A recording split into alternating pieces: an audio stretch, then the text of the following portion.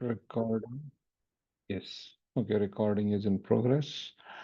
Okay, so let's continue our discussion on the story of Chitraketu. And now we are seeing that Chitraketu has followed what his spiritual master Narada Muni has told him. He has done the prayers, and now he has got to see the Lord. And when he sees the Lord, he becomes so ecstatic that he just is not able to, open his mouth at all. But then somehow intelligence conquers, and we discussed yesterday how intelligence is nothing but the Supreme Lord himself. And then he now starts to praise the Lord. Let's see what does he do in this praise. We've read the shloka yesterday, but let's read it once more. Yeah, Priya Mataji can read.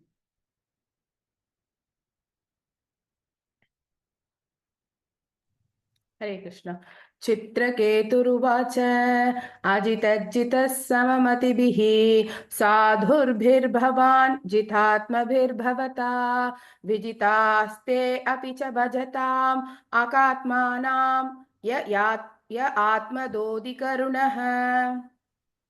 Very nice. Translation. Chitraketu said, O unconquerable Lord, although you cannot be conquered by anyone, you are certainly conquered by devotees who have control of the mind and senses. They can keep you under their control because you are causelessly merciful to devotees who desire no material profit from you. Indeed, you give yourself to them, and because of this, you also have full control over your devotees. Hare Krishna. Hare Krishna. Yeah, so yesterday we discussed this important point that why is the Lord so merciful? Because they are devotees who desire no material profit for them. Yeah, from Him.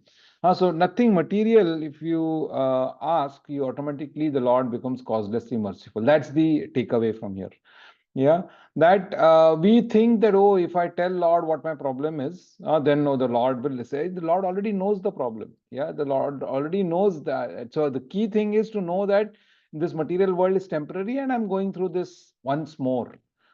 So why ask the Lord again to help me out of this particular small trouble?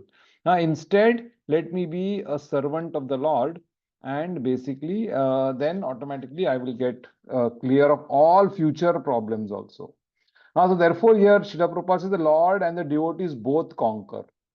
Lord is conquered by devotees, devotee is conquered by the Lord. Because of being conquered by one another, they derive transcendental bliss from the relationship. So many times we think, oh, why I have to do all of this to the Lord? What is the Lord going to do? The Lord has been doing so many things from time immemorial to us.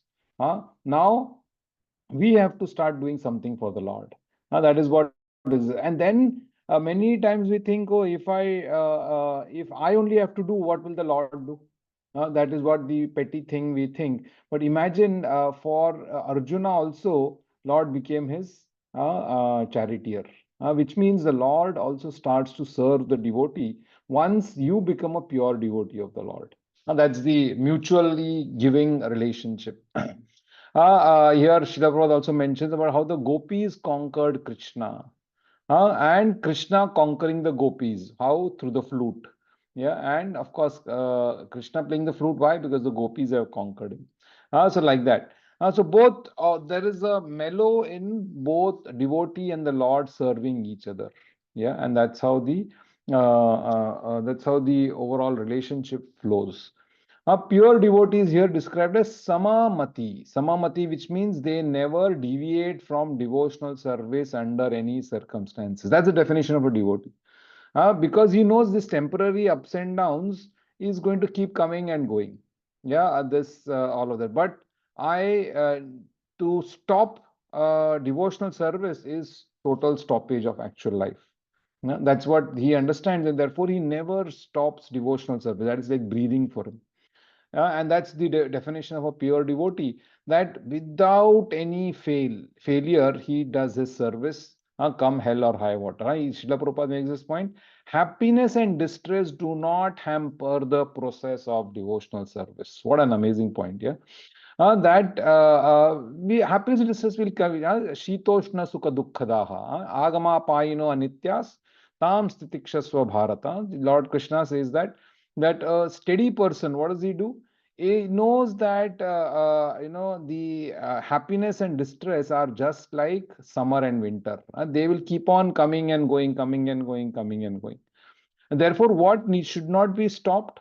The process of devotional service. Therefore, Srimad Bhagavatam says that devotional service ahaituki apratihata, unmotivated and uninterrupted. That is how devotional service has to be consistent, constant to the service that we have. Yeah, Srila Prabhupada also then differentiates between jnanis, yogis, and samammati. That is those who are devotees. Devotees know their position to be the eternal servants of the Supreme Lord and never to be one with Him, one only in purpose. That is how they know that the Lord's purpose is this. This is also should be my plan. But the Gyanis and Yogis sometimes they do not, some of the Gyanis they want to become one with the Lord. In what? They also want to become God. Like that. Or the karmis, what do they want to do? They basically want to enjoy from the benefits that they are going to get from Bhakti Yoga. So like that. So they are not actually true devotees in the pure sense. Whereas who is a true devotee? One who does not have any ulterior motive. So the Jnanis, Srila Prabhupada says, they have no lusty desire for oneness. Instead, their desire is to be freed from material hankering. So many of the Gyanis, they have this lusty desire for oneness as in to merge with the Lord. So like that. Srila Prabhupada here, there's one nice point he makes. Let's read this. A living entity cannot exist without desires. Go ahead, Mataji. Hare Krishna. A living entity cannot exist without desires, but desires that can never be fulfilled are called kama, lusty desires. Kamais tais tai hrita jnanaha. Because of lusty desires, non-devotees are deprived of their intelligence. Thus, they are unable to conquer the Supreme Lord, whereas devotees, being freed from such unreasonable desires, can conquer the Lord. Such devotees are also conquered by the Supreme Personality of Godhead. Because they are pure, being free from all material desires, they fully surrender to the Supreme Lord, and therefore the Lord conquers them. Such devotees never aspire for liberation. They simply desire to serve the lotus feet of the Lord. Because they serve the Lord without desires for remuneration, they conquer the mercy of the Lord. The Lord is by nature very merciful, and when He sees that His servant is working without desires for material profit, naturally He is conquered. So Srila Prabhupada is now giving the key. Yeah, the key to conquer the Lord. What is the key to conquer the Lord? How do you get His attention? By doing unmotivated devotional service to Him. Yeah, and not wanting even liberation. I don't want care for liberation. Therefore, Bhaktivinoda Thakur in one of his songs, he says, "You make me worm in stool, no problem, but give me devotee association so that I can keep always you in my mind." I can always keep on doing devotional service like that. So that is the key here that even Chitraketu is telling us, which Srila Prabhupada is expanding. He makes this another point. Savai mana Krishna padara vindayoho vacham se vaikunta gunanu varnane. The definition of how a devotee is engaged in devotional service. Savai mana Krishna padara vindayor. Always in his mind is Krishna. Vachamsi Vaikunta Gunanuvarana, and Vacha, in his mouth, what is there? All the glorifications of the Lord. Anuvarnane, Varnan he is doing, of all the Vaikunta activities of the Lord. So that's how. So basically, mind, body, and soul, mind, body, and Vacha, mind, body, and his tongue, all of them are engaged in devotional service. That is what, and all without any profit, without any hita, without any position to be acquired or any fame to be acquired. He is just doing devotional service for the sake of doing devotional service. That's all. Okay, let's read further the other what additional thing he says. Yeah, Srinivasan Prabhu.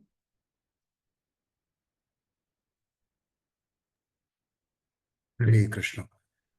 Tava vibhava kalu bhagavan jagadudaya sthiti layadini vishva srujaste So tegu yes, tame. tem vishva srujastem shamsha statra mrisha sapar spardhanti prutaghabimatya. Very nice, very nice.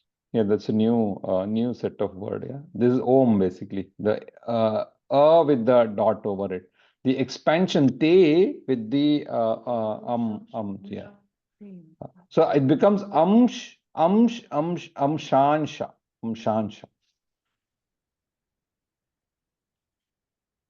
Okay, My dear amshansha means spark of a spark. Yeah, go ahead. Yeah. My dear Lord, this cosmic manifestation and its creation, maintenance, and annihilation are all but your opulences. Since Lord Brahma and the other creators are nothing but small portion of you, their partial power to create does not make them God, Ishvara. Their consciousness of themselves as separate lords is therefore merely false prestige. It is not value. Hare Krishna. So now he is further expanding into the position of the demigods, which we have already also seen in our Bhagavad Gita discussions, basically. That even though the demigods are amsha of an amsha, plenary portion of a portion, or the portion of a plenary portion, then basically also they still have the power, but that does not make them God. No, that is the reason. Therefore, the jiva, how can the jiva become God? In that sense. So therefore, how false is it to really think of the concept of merging and then becoming God? Basically, you'll never be a servant. A servant can you basically never think of becoming the master. I mean, he might become, but after whatever effort. But generally, when he's servant, he should behave as if a servant. If he tries to falsely think I am the master, then that creates problems. So here also the Lord's real position is told. Cosmic manifestation and its creation, maintenance, annihilation, all but nothing but Lord's opulences. That's how the. So basically, this is similar to the 10th. We see the verse that we in the Chatushloki Bhagavad Gita that we read, that the devotees understand the Lord's position. And because they understand the Lord's position, they surrender unto Him, isn't it? And because they surrender unto Him, then they automatically start to become His devotees. And that's what here Srila Prabhupada says, a devotee is fully surrendered to the lotus feet of the Lord, knows very well that the creative energy of the living entity from Lord Brahma to the small and exists because the living entity are part and parcel of the Lord. Mamai Vamsho Jiva Loke Jiva Bhuta Sanatanaha. Srila Prabhupada refers to 15th chapter.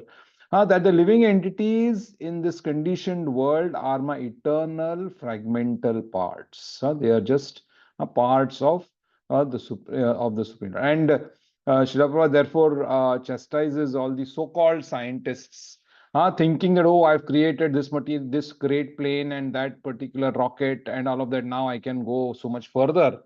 But still, that further is so minuscule as compared to the overall universe. So the comparison Srila Prabhupada makes, the first consideration is the intelligence of the scientist. One must be elevated by the dictation of the Supreme Lord. That matta smritir jnanam upon the intelligence comes from where? Comes from the Lord Himself.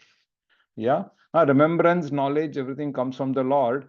And therefore, whatever advancement that humankind is doing is nothing but the Lord's creation itself. That's the Srila expands on this particular point, how everybody thinks just now that because I'm a creator of this motor car, creator of this rocket, creator of this particular plane, then I am as good as God. They think I am also the creator now. But the creation here is very, very, very minuscule as compared to the. But the bigger problem gets created because he thinks I'm the creator. And then lots of other issues come in.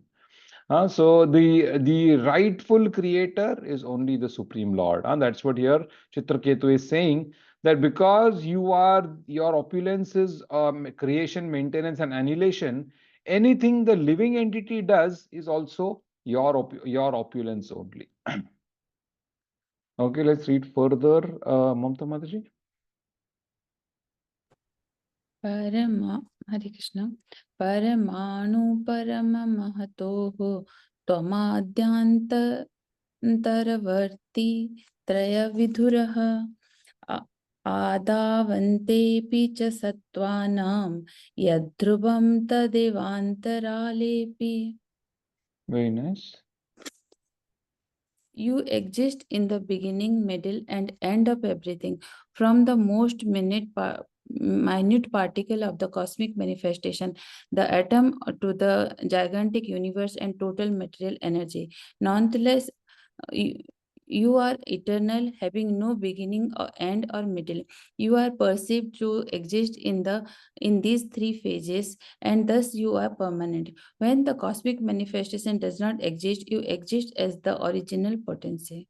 Yeah, so now he's talking about the annihilation aspect, that when the annihilation happens, the Lord still remains. And because of that particular, thing, that particular existence of the Lord, he is the real permanent one. Not we think this is permanent, life is permanent, this building is permanent. We think my family is permanent, my life is permanent, we think, but that is, they are all extremely temporary as compared to the overall time factor. Who is the real permanent one? The Supreme Lord. That's what is, because when nothing exists in the material world, the Lord still exists. That's what Brahma Samhita's description comes here. Advaitam achyutam anadim ananta rupam. We discussed this yesterday. Advaitam, one without a second, or one who does not have a differentiation of body and soul. That Advaitam. Achyutam, one who does not fall. Anadim is always there after at the very beginning. Ananta, it's there after the ending also. Yeah. So before the beginning and after the ending. That is how the Supreme Lord is. Adyam Purana Purusham Navayauvanam cha. Adyam, he is the very first created being. And he is so old, but still he is Navayauvanam cha. He is, he is the oldest and the first, but still is youngest in that sense. Vedeshu durlabam adurlabam atma bhaktau. That the Vedas, you will not be able to understand it through the Vedas. So you've learned the Vedas, but still you're not able to understand him. That's the beautiful. And who is this person? Govindam Adi Purusham Tamaham Bhajami.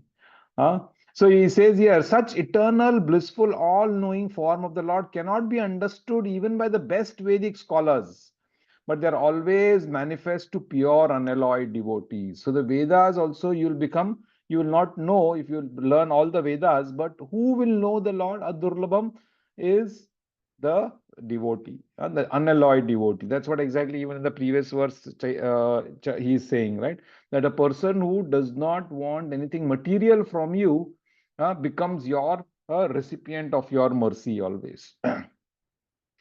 So the Lord is beyond the workings of the cause and effect. We might think, oh, this is what. So when we start searching for a cause, the ultimate cause is the Supreme Lord, but nothing goes beyond him. So therefore, he's beyond the workings of the cause and effect. And there is another verse in the Brahma Samhita which talks about Andantarastha Paramanu Chayantarastham. That even though Anda, in the smallest of the small atom, he exists. Even in the biggest of the biggest dinosaurs or created beings, he exists. Yeah, so like that. So many things that Srila Prabhupada talks about. He talks about where the chemicals come from. And the analogy is that we can say, I've built this building or this house, but where have you created the bricks? You've not created the bricks. You've taken the bricks from the earth, right? And then you create the sand or the cement or all of those. They are all coming from the Lord. So same way, the so many chemicals, we think we have created these chemicals, but no, where have the original chemicals come from? That has come from the Supreme Lord. Yeah. Another thing here, Srila Prabhupada makes one nice another example he gives. For example, a lemon tree produces many tons of citric acid. The citric acid is not the cause of the tree, rather the tree is the cause of the acid. Similarly, the Supreme Personality of Godhead is the cause of everything. He is the cause of the tree that produces the citric acid. Bijam mam sarva bhutana. Therefore, we have to see the original potency of the Lord, and when we see the original potency of the Lord, automatically we will surrender to Him. Now, many times, surrender to somebody is difficult because of our ego. But when we know this person is so great, then automatically you surrender to Him, isn't it? Yeah. So that seeing that this Lord is such a great person is what is important and what is required. That's what here all of these shlokas are talking of. How Brahma Samhita talks of him as the original person, Govinda Adi Purusham, or some of the other verses talks about the Lord as permanent, Dhruvam. Yeah. And Bhagavad Gita talking about Aham Adir hi Devanam, before the Devas I come. Or Matta Sarvam Pravartate, everything exists beyond, nothing exists beyond me. Like that. So many verses all talk about the aspect that the Lord is the supreme person, and therefore it is natural for us to surrender. Yeah. And it is therefore unnatural if you don't surrender, actually. And that is the conviction that we should get. Okay, next one. Yeah, Niti Mataji. हरे कृष्णा शित्यादिभिरेष किलावृतः सप्तभिर्दशगुणोत्तरैरण्डकोशः यत्र पतत्यणुकल्पः सहाण्डकोटिकोटिभिस्तदनन्तः. Very nice.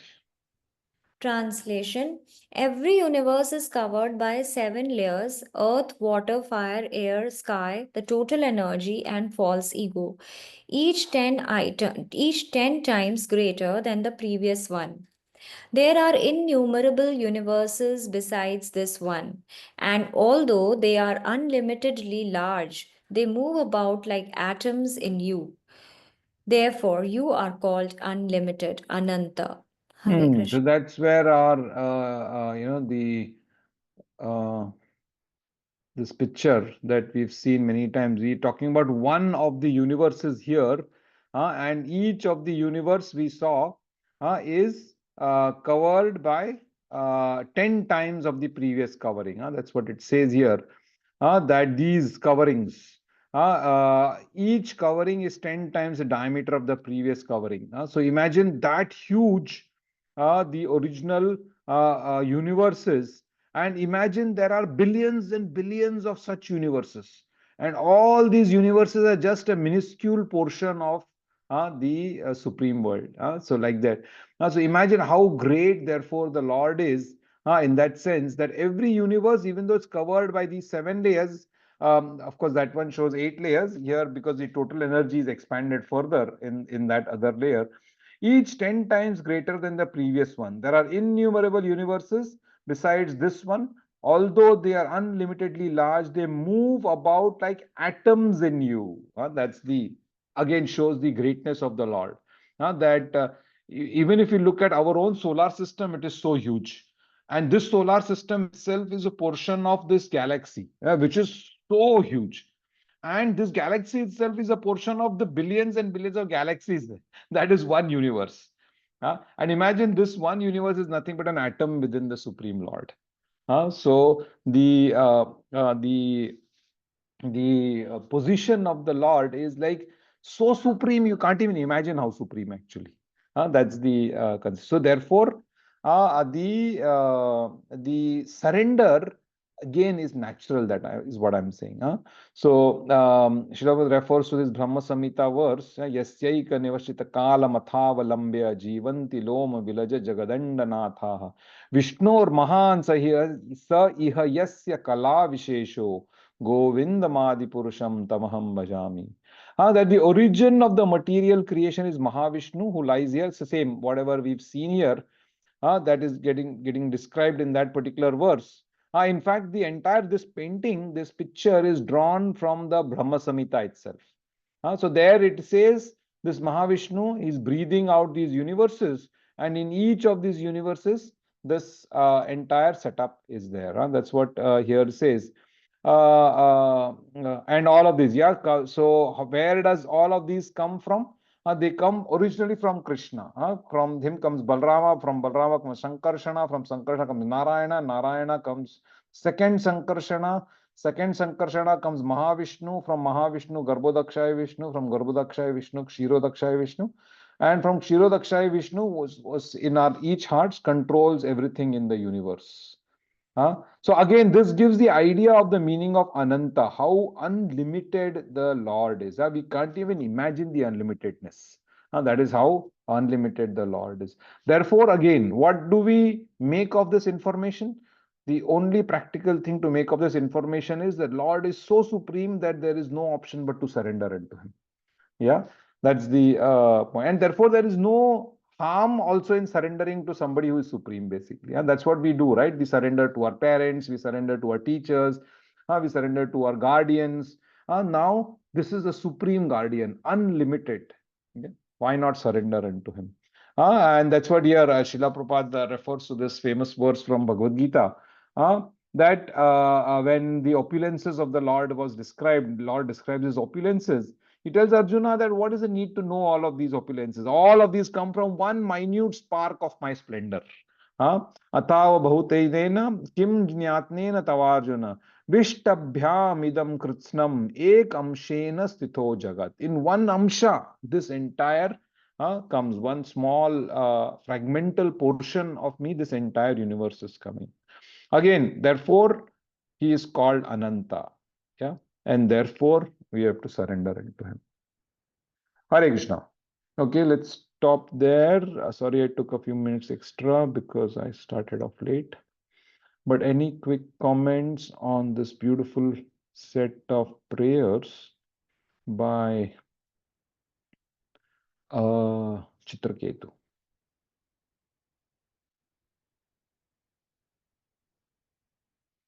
No?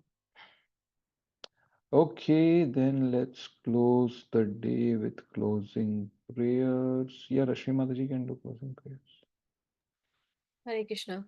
Aham sarvasya prabhavo mattah sarvam pravartate iti matva bhajante mam buddha bhava samanvitaha matchitta matgata prana bodhayantah parasparam kathayantascha mam nityam tushyanti cha ramanti cha tesham satati yuktanam bhajitam priti purvakam tadami buddhi yogam tam yena mamupayanti te tesham evanukampartham aham ajnanajam tamah nashayami atmabhavastho jnanadeepena bhasvata अहमेवा समेवाग्रे नान्यद्य सदसत्परं पश्चादहं यदेतच्च यो वशिष्येत सोऽस्म्यहं ऋते अर्थं यत् प्रतीयेत न प्रतीयेत चात्मनि तद्विद्यादात्मनो मायां यथा भासो यथा तमः यथा महान्ति भूतानि भूतेषुच्चावचेष्वनु प्रविष्टान्यप्रविष्टानि तथा तेषु न तेष्वहम् एतावदेव जिज्ञास्यं तत्त्वजिज्ञासुनात्मनः अन्वयव्यतिरेकाभ्यां यत् सर्वत्र सर्वदा हरे Krishna Krishna Krishna Hare Hare Hare Ram Ram Ram Hare Hare Hare Krishna. Srimad Bhagavatam ki jai, Srila Prabhupada ki jai. So you can see this was Aham Sarvasya Prabhaho Matta Sarvam Pravartate. Lord saying, I am the beginning of everything. Yeah? And therefore, when devotees come to know, Iti Matva Bhajante Mam Buddha Bhava Samanvitaha. When devotees come to know, they automatically surrender. Hare Krishna. Hare Krishna, Prabhuji. Hare Krishna Prabhuji, Hare Krishna everyone. Hare Krishna.